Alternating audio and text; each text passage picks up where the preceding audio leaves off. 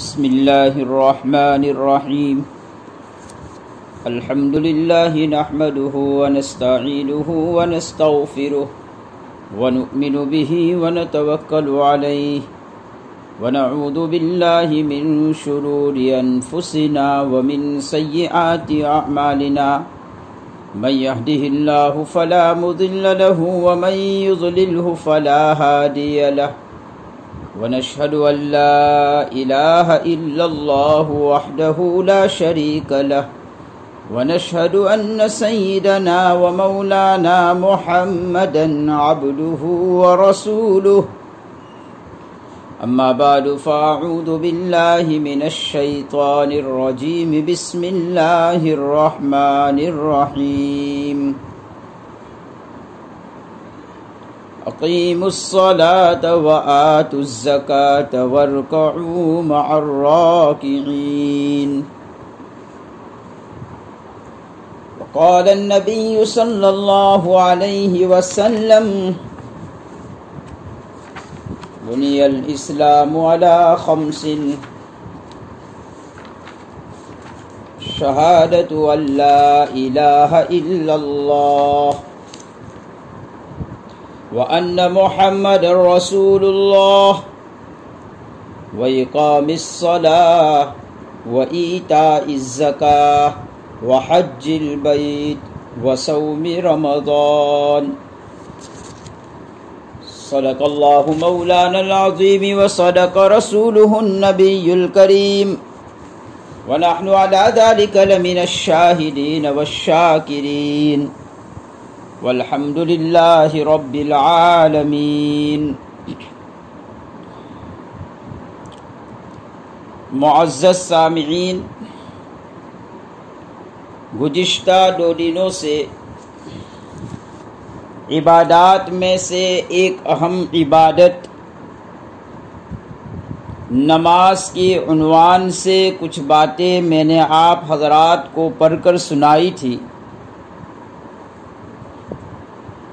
جس میں پہلی بات یہ تھی اذان کے کلمات کے ذریعے سے نماز کا استحضار پیدا ہو، اور کل گزشتہ میں نے نبی اکرم صلی اللہ علیہ وسلم کے ایک فرمان کی مختصر سی تشریح آپ حضرات کے سامنے پیش کی تھی کہ ہمیں ہمارے گھروں میں نماز کے اہتمام کی طرف بھی توجہ دینا چاہیے۔ آج بھی کچھ اسی سے متعلق گفتگو کرنا چاہتا ہوں۔ اللہ مجھے بھی عمل کی توفیق عطا فرمائے، آپ سبھی حضرات کو عمل کی توفیق عطا فرمائے۔ اللہ تعالیٰ کلام پاک میں فرماتے ہیں وَمَا خَلَقْتُ الْجِنَّ وَالْإِنسَ إِلَّا لِيَعْبُدُونَ۔ اللہ تعالیٰ نے انسانوں اور جناتوں کو عبادت کے لیے پیدا فرمایا۔ اسی لیے اللہ تعالیٰ قرآن کریم میں جگہ جگہ پر اپنی طاقت کو ثابت کر رہے ہیں۔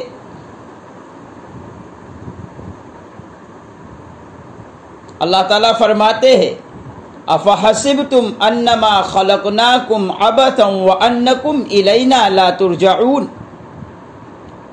کیا تمہارا یہ خیال ہے کہ تم بیکار بنائے گئے ہو، فضول پیدا کیے گئے ہو، اور تمہیں تمہارے رب کے پاس نہیں جانا ہے؟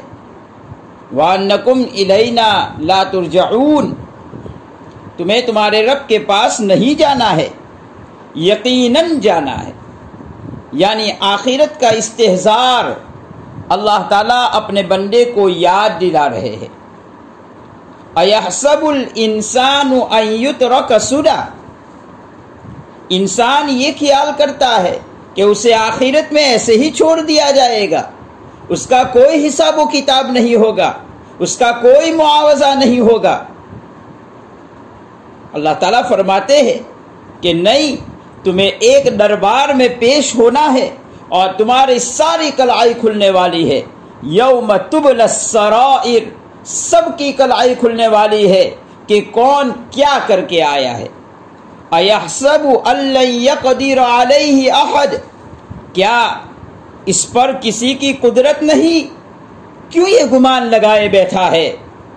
اَيَحْسَبُ أَن لَّن يَجْمَعَ عِظَامَهُ، کیا ہم دوبارہ انسانوں کو پیدا نہیں کریں گے؟ دوبارہ اسے جمع نہیں کریں گے؟ ارے اس کے ہاتھ کی لکیر بھی وہاں پر پائے گا، اس کے ہاتھ کے پوروں تک دوبارہ آ جائیں گے۔ اللہ تعالیٰ نے ہر بات کو کھول کھول کر بیان کیا۔ کہیں اللہ تعالیٰ فرماتے ہیں من یحیی العظام وہی رمیم، یہ کہتا ہے ان بوسیدہ ہڈیوں کو زندہ کون کرے گا؟ قل یحییھا الذی انشأھا اول مرہ، یہ نبی جی آپ کہہ دیجئے وہی اللہ جان ڈالے گا جس نے پہلی مرتبہ جان ڈالی تھی۔ وَهُوَ بِكُلِّ شَيْءٍ عَلِيمٌ، اور وہ اپنی مخلوق کے ایک ایک ذرات کو جانتا ہے۔ اللہ قادر مطلق ہے، سب کچھ کرے گا۔ اللہ قادر مطلق ہے، وہ دوبارہ اٹھائے گا۔ یاد رہے میرے بھائیوں، اس دنیا کے بعد ایک اور دنیا ہے جو اصلی ہے۔ وَمَا هَٰذِهِ الْحَيَاةُ الدُّنْيَا إِلَّا لَهْوٌ وَلَعِبٌ، یہ دنیا کی زندگی کچھ نہیں ہے، کچھ نہیں ہے، یہ کھیل اور تماشا ہے، لہو و لعب ہے۔ آپ نے دیکھا ہوگا چھوٹے چھوٹے بچے کبھی گاڑی بناتے ہیں، کبھی گھر بناتے ہیں، کبھی کسی چیز کی مورتی بناتے ہیں۔ یہ کیا ہے؟ یہ کھیل اور تماشا ہے، اس کی کوئی حقیقت نہیں ہے۔ نہ اس گھر کی حقیقت ہے، نہ اس جہاز کی حقیقت ہے، نہ اس گاڑی کی حقیقت ہے، یہ دنیا بھی کھیل تماشا ہے۔ ہاں اللہ فرماتے ہیں وَإِنَّ الْآخِرَةَ هِيَ دَارُ الْقَرَارِ،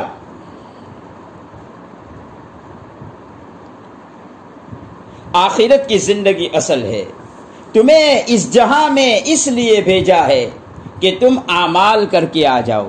الدنیا مزرعۃ للآخرہ، دنیا آخرت کے لیے کھیتی ہے۔ یعلمون ظاہرا من الحیاۃ الدنیا وہم عن الآخرۃ ہم غافلون، یہ لوگ تو دنیاوی زندگی کو جانتے ہیں اور آخرت سے غافل پڑے ہوئے ہیں۔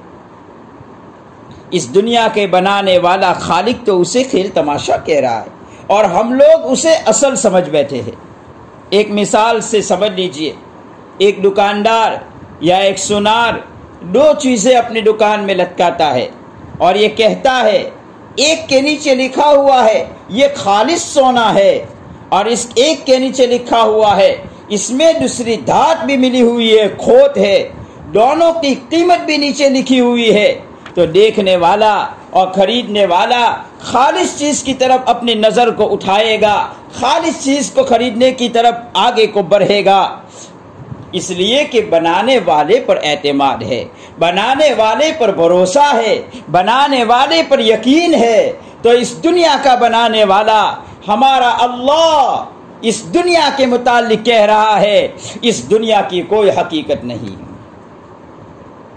اصل تو آخرت ہے، اصل اس دنیا کے بعد دوسری دنیا ہے جس میں جا کر تمہیں ساری چیزیں، وہاں پر تمہاری ساری چیزیں پیش کی جائے گی۔ نبی اکرم صلی اللہ علیہ وسلم نے سب سے پہلے اپنی امت کے سامنے 3 باتوں کو رکھا ہے۔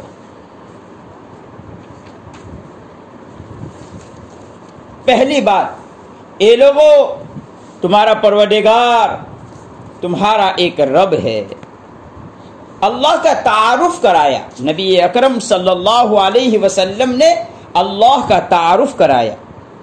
پھر دوسرے نمبر پر بتلایا جہاں تم رہ رہے ہو یہ اصل نہیں ہے، ایک اور دنیا ہے جہاں تمہیں تمہارا رب پوچھے گا، زبان سے نکلے ہوئے بولوں کے متعلق سوال کیا جائے گا، تمہارے ہاتھوں کی حرکات کے متعلق سوال کیا جائے گا، پاؤں کے چلنے کے متعلق سوال کیا جائے گا، آنکھ کے دیکھنے کے متعلق سوال کیا جائے گا، ایک ایک چیز کے متعلق وہاں سوال ہوگا۔ تو آپ صلی اللہ علیہ وسلم نے بتلایا اس جہاں کے بعد ایک اور جہاں آنے والا ہے، جو حقیقی جہاں ہے، جو حقیقی آرام گاہ ہے۔ اور تیسری بات نبی اکرم صلی اللہ علیہ وسلم نے ارشاد فرمائی، اس جہاں میں اپنے خالق کو کیسے راضی کرنا ہے، اس کے لیے میری مبارک زندگی ہے، اس لیے کہ میں نبی بنا کر بھیجا گیا ہوں، میں رسول بنا کر بھیجا گیا ہوں۔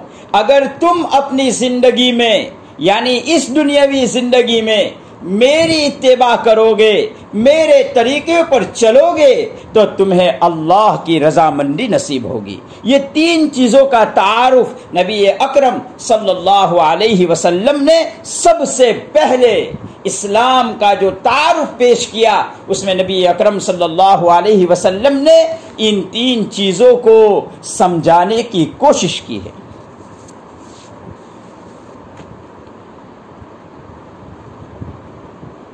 محترم عزیزو، اس گفتگو سے یہ سمجھ میں آ گیا کہ ہم لوگوں کو اللہ نے عبادت کے لیے بنایا ہے، اور عبادات میں سے اہم عبادت نماز ہے، روزہ بھی اہم ہے، زکوٰۃ بھی اہم ہے۔ ان تینوں میں گہرا تعلق ہے، بلکہ میں نے پہلے بھی آپ کو کہا ہے کہ اسلام کی بنیاد 5 چیزیں بتلائی ہے، ان میں 3 تو یہی ہے، اور ایک کلمہ طیبہ ہے، اور ایک اللہ کے گھر کا طواف کرنا، حج بیت اللہ ہے۔ جب بنیادیں ہی کچی ہو تو ان بنیادوں کا ٹکنا مشکل ہے۔ جب ہماری نمازوں میں ہی کوتاہی ہو تو اسلام کی بنیاد کیسے رہ پائے گی؟ یہ تو اسلام کی پہچان ہے۔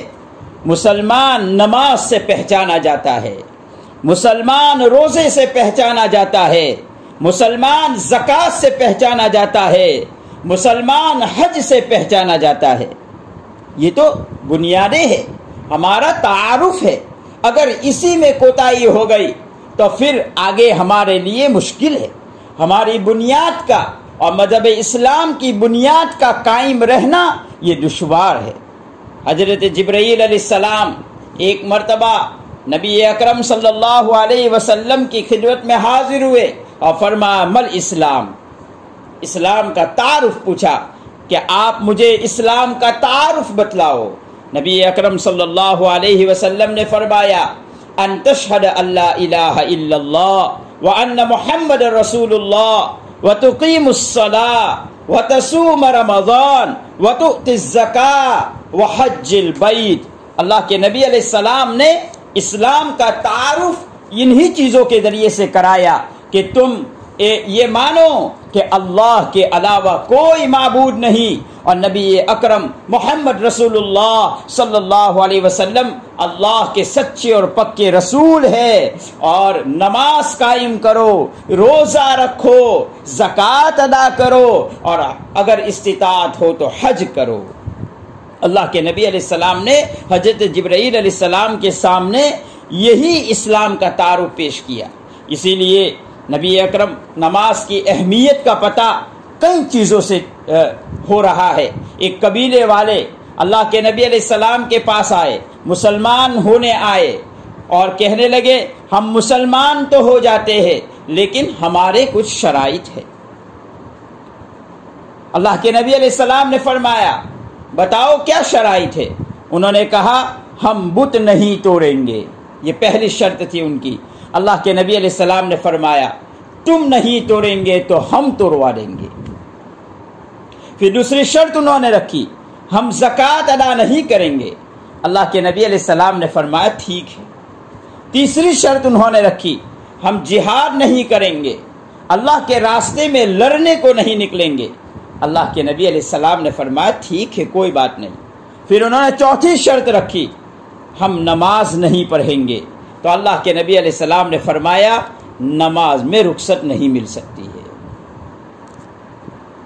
اسی لیے نماز کی مثال تو ایسی ہے جیسے جسم میں سر ہوتا ہے، اگر سر نکل گیا تو جسم کی کوئی حیثیت نہیں رہتی۔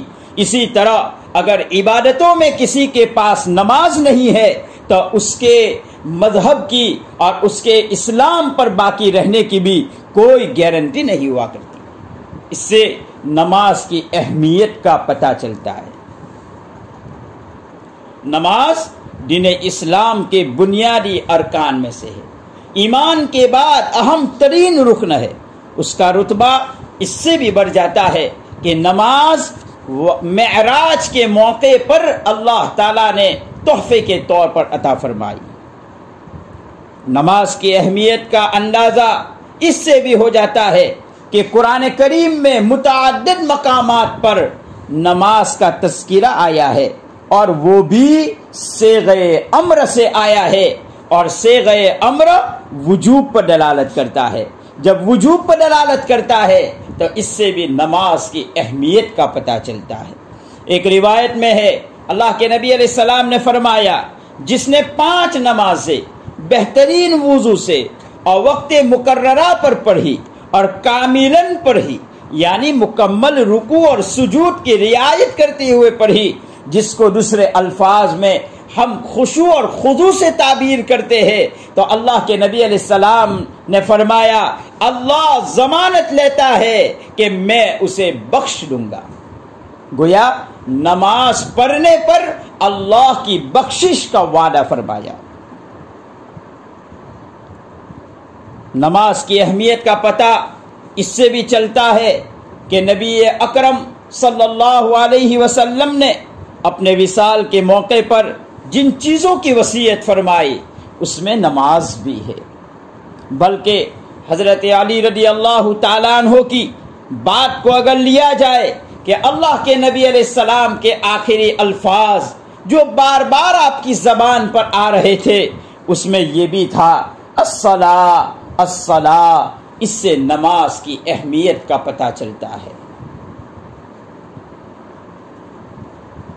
تو آج کی مجلس میں یہی بات کہنا چاہتا ہوں کہ نماز کا اہتمام اپنی زندگی میں پیدا کرے، نماز کی اہمیت کو سمجھے اور یہ تصور قائم کرے کہ جس کے پاس ایمان کے بعد سب سے بڑی جو عبادت ہے وہ نماز ہے، اگر اس کی زندگی میں نماز نہیں ہے تو اس کی اسلام کی بنیاد بھی قائم نہیں رہ سکتی ہے۔